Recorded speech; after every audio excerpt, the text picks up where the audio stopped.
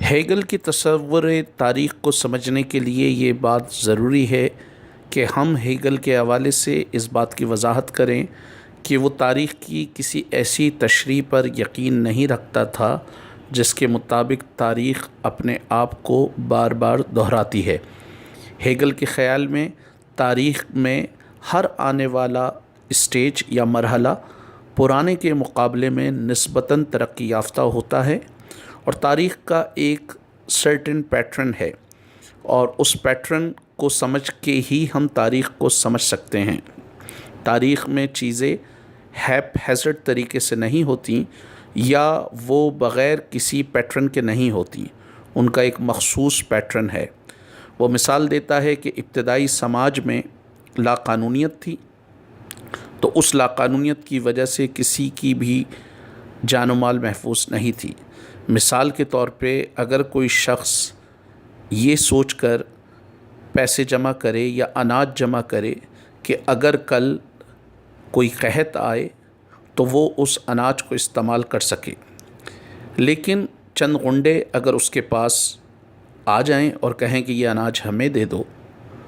تو اس کو وہ اناج ان کو دینا پڑے گا، کیونکہ جس تاریخ کے مرحلے پہ وہ رہ رہا ہے وہ لاقانونیت کا مرحلہ ہے۔ اس لاقانونیت کے مرحلے کے بعد آمرانہ طرز حکومت آتا ہے، اور اس آمرانہ طرز حکومت میں مجھے سیکیورٹی تو ملتی ہے، لیکن جو آمر مطلق آتا ہے وہ میری آزادی چھین لیتا ہے۔ جس طرح یورپین معاشرہ آگے بڑھا تو آمرانہ طرز حکومت کے بعد جمہوریت آئی، اور جمہوریت میں جہاں منتخب نمائندے قوانین بناتے ہیں،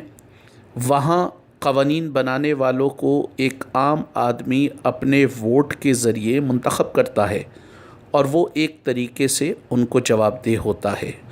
تو جمہوریت میں ایک طریقے سے کچھ خوبیاں آمریت کی تھیں، یعنی یہ کہ پروٹیکشن یا تحفظ فراہم کیا گیا عام شہری کو، اور کچھ خوبیاں اس میں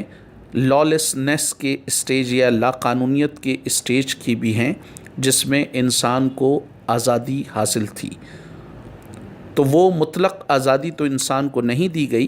بلکہ قوانین اس طرح بنائے گئے کہ ہر شخص قانون کا پابند رہا۔ اس طرح جمہوریت ایک طریقے سے سنتھسس تھا لاقانونیت کے دور کا اور مطلق العنانیت کے دور کا۔ ہیگل کے خیال میں ہیگل نے ان چیزوں کو، لاقانونیت کو یہاں پر تھیسس، اس کے بعد مطلق العنانیت کو اینٹیتھسس، اور اس کے بعد جمہوریت کو سنتھسس کہا جا سکتا ہے۔ اس کے خیال میں سنتھسس کا جو مرحلہ ہوگا وہ دونوں پچھلے نظاموں کی یا گزشتہ نظاموں کی خوبیوں کو یکجا کرے گا، اور وہ مرحلہ یقیناً لاقانونیت اور مطلق العنانیت سے مختلف ہوگا۔